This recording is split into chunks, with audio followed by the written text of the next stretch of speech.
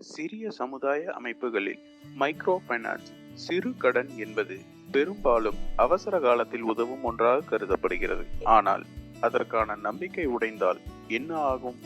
தொழில்களே, இதோ ஒரு பொன்னான வாய்ப்பு. நான் ஒரு குழுவை உருவாக்கி மைக்ரோ பினான்ஸ் நிறுவனத்திடமிருந்து கடன் ஒன்றை வாங்குவோம். ஒன்றாக முதலீடு செய்வோம். எல்லா தவணை தொகையையும் நானே பார்த்துக் கொள்கிறேன். நீங்கள் எதை பற்றியும் கவலைப்பட வேண்டியதில்லை. ஆனால் ஏதாவது தவறு நடந்தால் என்ன செய்வது சாந்தி? நம்மால் கடனை திருப்ப கட்ட முடியுமா? கவலைப்படாதே, நான் இதற்கு முன்பே செய்திருக்கிறேன். நம் ஒவ்வொருவரும் 30,000 ரூபாய் கடன் வாங்குவோம். எல்லாவற்றையும் நான் பார்த்துக் கொள்கிறேன். நீங்கள் உங்களுக்காக 3,000 ரூபாய் வைத்துக் கொள்ளுங்கள். வாரத்திர தவணையை நான் கையாள்வேன். நீங்கள் ஒரே வாரத்தில் 5,000 ரூபாய் எளிதாக சம்பாதிக்கலாம். என்னை நம்புங்கள். பெண்கள் கஷ்டப்பட்டு சம்பாதித்த பணத்தை சாந்தியை நம்பி தருகிறார்கள். அவர்களின் திருப்பி செலுத்த வேண்டிய தொகைகளை தான் பார்த்துக் கொள்வதாக அவர் உறுதியளித்தார். அவர்களின் எதிர்காலம் சிறப்பாக இருக்கும் என்று நம்பிக்கையூட்டுகிறார். சாந்தி மிகவும் புத்திசாலி. நாம் எந்த சிரமமும் இல்லாமல் பணம் சம்பாதிக்க போகிறோம். இந்த குழுவில் சேர்ந்ததில் எனக்கு மிகவும் மகிழ்ச்சி. சாந்தி எங்கே? காணவில்லை. அவள் இதுவரை ஒரு கூட்டத்தை கூட தவறவிட்டதில்லை. அவள் திடீரென்று ஊருக்கு போய்விட்டாள் என்று கேள்விப்பட்டேன். என்னதான் நடக்கிறது? நானும் அதை கேள்விப்பட்டேன். ஆனால் நான் நம்பவில்லை. நம்மிடம் சொல்லாமல் அவள் எப்படி வெளியூருக்கு போகலாம்?